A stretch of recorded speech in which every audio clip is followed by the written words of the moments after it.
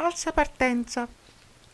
Però non urlare, non urlare. Una vittoria, amici bellini, di grande soddisfazione. Prima di tutto è notte, quindi abbassiamo i toni tantissimo e ci andiamo a rivivere questa partita, la sfida nella sfida, Spalletti, Conte, una roba esaltante anche per come è finita, perché sarebbe stata una mezza tragedia. Ma prima, la sigla.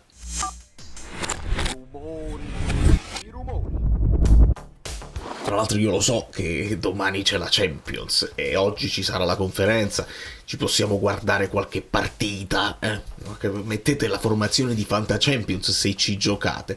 Oggi per esempio YouTube, benvenuto Angelino, Angeligno potrebbe essere, Aoi, Emanuele, benvenuto, tutti i nuovi iscritti, grazie sempre per il vostro supporto.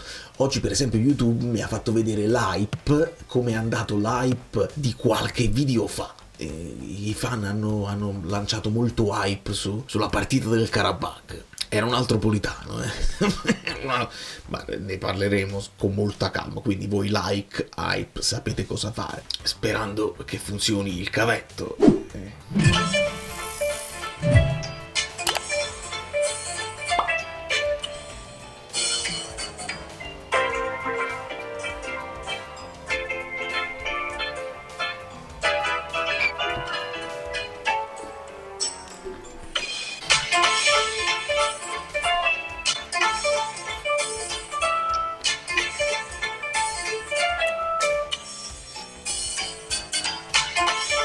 Forse ho risolto, devo stare al buio di qua, forse ho risolto. Cominciamo da questa immagine simpatica di McTominay che sta accompagnando il bambino. A un certo punto lo lascia perché lui deve fare il saltello, il bambino si spaventa pure un pochino, ma Scott è un guerriero dolcissimo che subito si preoccupa insomma di accarezzarlo e di tranquillizzarlo. Questa volta non voglio farvi vedere il classico calcio d'inizio del Napoli perché oramai è sempre così.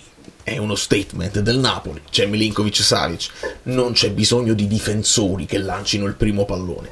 Vi voglio far vedere un'altra cosa. Beukema che chiede qualcosina a Conte. Secondo me, e abbiamo sentito le parole di Elmas, da lì vorrei partire. Quando Spalletti prova a scompaginare con la formazione, con le due punte, Spalletti le chiama le punte veloci, rapide, in qualche modo il Napoli non credo si aspettasse questo. Ma Elmas ci fa sapere che Conte negli spogliatoi ha detto loro: non mi interessa come giocano loro, prendiamo la palla e giochiamo, facciamo quello che sappiamo fare. Di conseguenza, secondo me, gli accoppiamenti erano un pochino più liberi. Ovviamente certe cose restano, come per esempio McTominay su McKennie, era scritto, dichiarato e si vedeva bene, però poi c'era il doppio lavoro da fare e Beukema sarà una delle chiavi. Qua io non lo so, probabilmente in giornata uscirà il board cam, magari vi anticipo qualcosa del board cam, magari no, però qua Beukema sembra dire proprio vado io, cioè rompo io la linea se nel caso, perché gli altri sono Ildiz, Rachmani,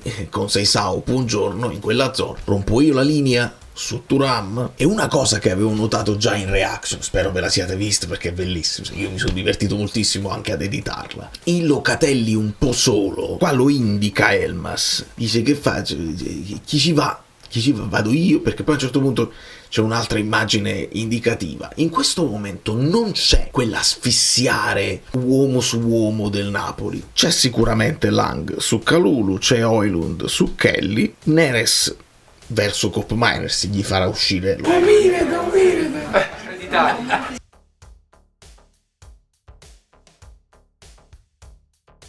lo farà uscire completamente pazzo. Koopmeiners è nascosto, ma c'è anche abbastanza spazio prima del contatto tra Di Lorenzo e Cabal, e vedete la posizione di Thuram che in qualche modo secondo me tiene occupato anche Elmas. Dice: che faccio, vado là, se lo viene a prendere, forse sta comunicando con gli altri della difesa o con Beukema o con McTominay, quindi questa è già la prima cosa interessante. Ma in qualche modo ho avuto la sensazione che il Napoli, quando Locatelli era in possesso di palla, non sentiva il bisogno di andare forte per bloccare la fonte di gioco, perché Locatelli, sebbene sia indispensabile perché non hanno altre soluzioni a centrocampo, in fase di regia non è proprio illuminante in questi tempi, e qui si vede che Elmas infatti finisce in questo momento in zona con Seisao, che era venuto molto dentro a ricevere palla.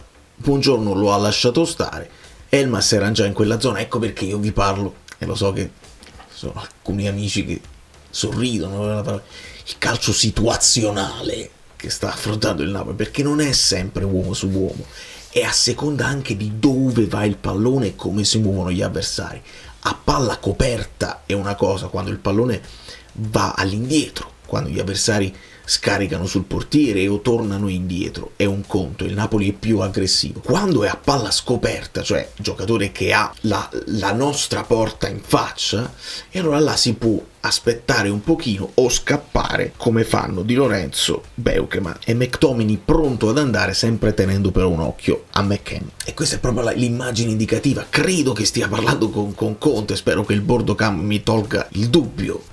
Dice chi va, dove vado, chi devo prendere, anche perché ruolo abbastanza nuovo per Elmas e voleva fare le cose giuste. Napoli finalmente molto pericoloso sui calci d'angolo, schema che è quello che utilizzo io sui football. Non lo so se Conte si guarda anche il canale Game, non credo. È un semplice scarico rasoterra con palla di ritorno, di modo che Neres possa effettuare il cross da questa zona e mandarlo sul secondo palo, dove incorna McTominay la prima volta, anche una seconda volta più in là. Insomma, ci siamo andati molto vicino, siamo molto pericolosi così. Quindi più che l'aggressione del Napoli, del pressing feroce, c'è stata la riaggressione, visto che volevamo avere noi di più il pallone, lo abbiamo fatto nel primo tempo, ma nel momento in cui la perdi e loro provano a giostrarla, si aggredisce. Guardate in quanti accerchiano Ildiz, c'è Højlund, c'è McTominay, questo è Olivera che gli toglierà il pallone, e da qui il Napoli costruisce il primo gol di Højlund. Inutile farvi vedere cose che avete visto già, insomma, Di Lorenzo la scarica per Neres che punta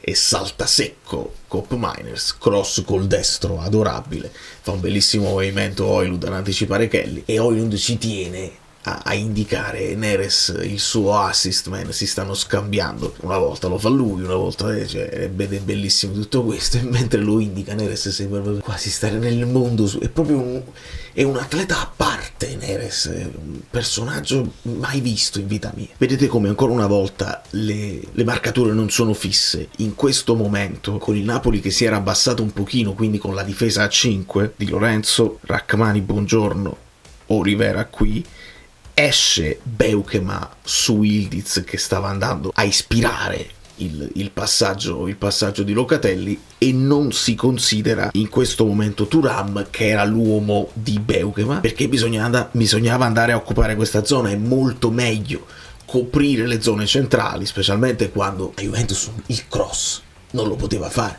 Non ha senso fare cross su Conceição o su Ildiz. Vi trovate? Tant'è vero che la Juventus chiude con 0 cross, quindi tu puoi anche lasciarlo un esterno se la palla arriva a Thuram, e tu hai tutto il tempo con Neres poi di andare a chiudere e di ricominciare le marcature, ma era importante chiudere le situazioni centrali. Così come dalla destra Neres, così dalla sinistra Lang, lo spiovente morbido e un bel cross per Di Lorenzo che di testa stava quasi per prendere la traversa. Ma poi voglio dare un po' di soddisfazione a Di Lorenzo perché sono stato un po' duro in reaction, Questa parata di Di Gregorio non è banale, però prima di passare al secondo tempo io voglio far vedere che alle volte quando la palla va indietro, questo è Beukema su Thuram, guardate come si spinge con coraggio, la marcatura fin dentro l'area avversaria. Di Lorenzo sta qua pronto ad andare su Cabal, Neres su Cop Miners e gli altri accoppiamenti. Ecco perché secondo me anche Conte sottolinea più volte i ragazzi che si sono presi delle responsabilità. C'è più coraggio, si gioca più di squadra, si fanno le cose insieme e ci si prende anche dei rischi. Nella stessa azione, visto che si abbassa anche Ildiz per dare una mano nella prima uscita, addirittura anche Rachmani arriva in questa zona qui. Proviamo il pressing, non riusciamo a prendere il pallone questa volta, però guardate dietro di me, Beukema intanto sta recuperando la sua posizione, e non solo lui. Questa è forse l'immagine più bella, perché la Juve esce bene, prova a ripartire, Beukema ha recuperato, scappa all'indietro Elmas, recupera la posizione, buongiorno, e questo qui è Lang. A proposito, Lang prende un brutto pestone che non ci hanno mai fatto rivedere in replay. Io credo che la gamba sia anche tesa, parliamo di step on foot, tutto quello che volete voi, minimo giallo, ma questo per dire che ho letto un po' in giro tifosi soddisfatti dell'arbitraggio di Chiffi, altri tifosi magari della Juve che si lamentavano addirittura dell'arbitraggio di Chiffi, gente che non ha visto evidentemente le cose che ho visto io. Ero pronto anche ad accettare che magari durante la reaction ho un po' esagerato, forse. L'ho rivista e onestamente male. E nel momento in cui Lang resta a terra, dolorante perché la botta l'aveva presa, siamo uno in meno, l'arbitro non firma il gioco, ovviamente, Højlund va a fare il ruolo di Lang, si lascia Locatelli, non c'è proprio, non farà niente di illuminante probabilmente. Højlund va a occupare la zona di Lang, Neres accorcia, Elmas guarda Locatelli senza andare dritto perché scopri solo la tua zona e non avrebbe senso. Grazie anche alla ref cam vediamo come sia assurdo chiamare il fallo di Thuram su Neres e non dare il vantaggio quando Højlund di testa aveva lanciato Lang in una prateria sconfinata senza avversari, dove Lang sarebbe andato fino in porta. Sorrisi di Schiffi, giocatori nostri che si protestano ma nemmeno più di tanto. Per me resta una cosa assurda. Ma ditemi voi se doveva essere ammonito Buongiorno qualche minuto prima e nulla a Koopmeiners per questa entrata sul tallone, fallo da dietro dove tu il pallone non lo puoi mai vedere. Noi abbiamo pochi giocatori, se puntate a farci male per decimarci, fatecelo sapere, non è giocare a calcio questo. Vi giuro che ci sono più screenshot di calcio, proprio di campo, di tattica, però la gamba è parte alta, poi arriva sulla caviglia di Olivera, quindi l'impatto è basso. Questa ha fatto un'entrata da karate. E sì, nel secondo tempo la Juve parte così, con questa che era il modo in cui il Napoli di Spalletti cominciava le partite, solo che in questo caso sarà Kelly a lanciare e la palla finirà direttamente sul fondo. Però serve anche un pochino, ecco, la precisione, la tecnica di base, perché una cosa è quando lo fa il PSG che te la butta in fallo laterale per pressarti, questo è proprio un lancio sbagliato. Però diamo a Locatelli quello che è di Locatelli, è lui che fa la scivolata, per me regolare, su Højlund che recupera il pallone per la Juve, si sviluppa l'azione e resto bene o male della mia idea che qui Olivera avrebbe potuto secondo me temporeggiare rimanendo in questa zona, anche perché il suo uomo è ancora McKennie. La Juve qui è passata con David al centro dell'attacco, ma ci siamo perché Rrahmani è qui e forse Buongiorno doveva stare un pochino più largo, perché qui forse è anche bravo con Seisao a partire un po' più largo e quindi attrarre Olivera e poi andare a stringere al centro. Poi ovviamente il resto lo fa Ildiz perché recupera questo pallone, scavetto per la corrente, si diceva la corrente McKennie, e poi la situazione si sviluppa. Beukema proverà anche a dare una semispallata a Ildiz, ma lui non l'accusa e va fino in porta. E qua per il secondo gol di Højlund fatemi dare un po' di merito a Di Lorenzo, che fa una giocata alla Lukaku, riceve palla da Beukema, protegge il pallone, lo stoppa con la suola e lo cede a Neres, che mette un altro cross bellissimo col pallone che gira tantissimo su Lang, che farà il contromovimento, andrà in quella zona, McKennie lo anticipa, ma diventa poi assist per Højlund, il quale, lo ricorderete, teneva quell'esultanza un po' violenta, insomma, così, che ha un pochino, non so se gliel'hanno detto, evita di farla, insomma, lui lo fa però non lo fa. È bella anche questo, perché ce la ricordiamo, ma non diamo adito, tra l'altro tutte quelle polemiche sulla Sassaiola. No, l'avete raccontata male, ovviamente io non c'ero, quindi mi devo fidare di chi poi l'ha riportata. Calcio Napoli 24 ha fatto vedere i danni che effettivamente il pullman della Juve ha subito. Ovviamente sono cose che non dare alibi a Conte, no? Non dare alibi nemmeno agli acerbisti che non vedono l'ora di dire e di fare, che poi basta una ricerca veloce per trovare le stesse cose fatte anche da loro in tempi non sospetti, però con noi diventa una cosa di civiltà, di cultura di ignoranza, eccetera, eccetera. Si ignora come tutti gli altri, proprio uguali, uguali, uguali. Quindi cerchiamo di evitare, cerchiamo di essere superiori la prossima volta, perché non mi pare proprio il caso. Ho trovato la foto di Zegrova subito dopo il tentativo di tiro. Ci siamo un po' spaventati, ma Milinkovic-Savic l'ha presa facile, Zegrova sta qua. E nel finale un amico bellino diceva forse Spalletti ha inseguito Conte per dargli la mano, no, era Decibel Bellini che ha praticamente ricreato la stessa scena di Spalletti con Allegri. Non è avvenuta in quel caso, ma io in copertina mi sento di mettere quella là perché è un'immagine fortissima. Ringrazio sempre il mio grafico Umberto Livello che mi crea delle immagini meravigliose. Ci rispostiamo, potete lasciare dei like, dell'hype, quello che volete, che dobbiamo vedere le pagelle. Gli amici bellini facevano delle riflessioni sui sorteggi. Andiamo a scoprire che uno scout del Napoli è stato ieri al Blue Energy Stadium per assistere alla partita tra Udinese e Genova, per monitorare Norton Caffi, non lo so, la lasciamo lì così. E andiamo a commentare le pagelle degli amici bellini. 6 per Savic, poca roba, alla fine poteva essere quasi un senza voto perché la Juve in porta non ha tirato se non quel tiro, quello di Yildiz. Forse si poteva fare qualcosina in più. Come no?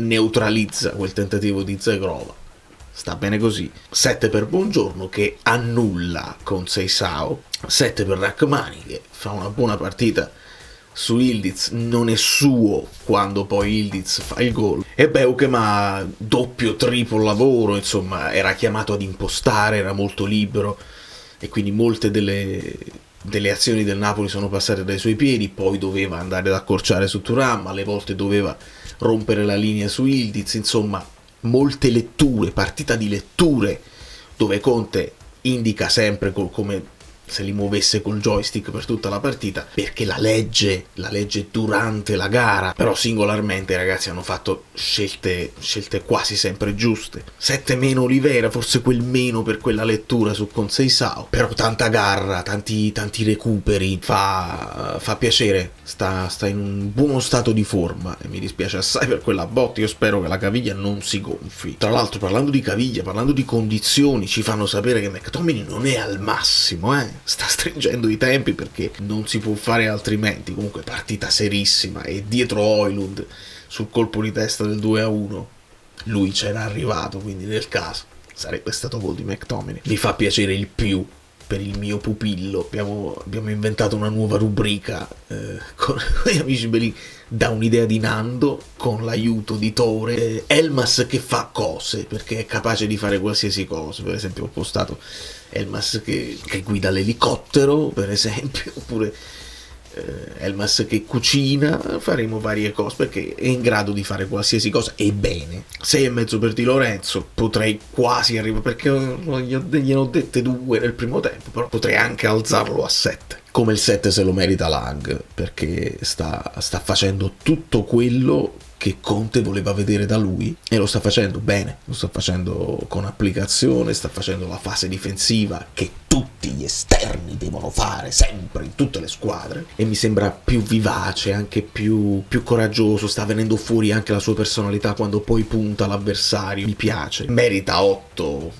anche 8 pieno Neres, certo ci sono stati alcuni momenti in cui colpo di tacco forse è evitabile, ma sta in una grandissima forma e quando punta l'avversario e se ne va, vallo ad acchiappare. In forma pocio, però con i piedi forse anche meglio. Premio Oriali va ovviamente a Højlund. Io ve l'avevo detto, giù le mani da Højlund. Non mi avete voluto ascoltare, ci avete messo le mani addosso. Lui se le tolte da addosso e ha fatto, dopo gli assist, una bella doppietta, bella seria. E gli attaccanti si pesano anche quando segnano con le grandi squadre. Si dice sempre, quello non segna con le grandi squadre, ma Højlund segna anche con le grandi squadre, non vi preoccupate. 6,5 per Spinazzola. Posso immaginare che potrebbe anche giocare titolare. Adesso c'è un ulteriore tour de force.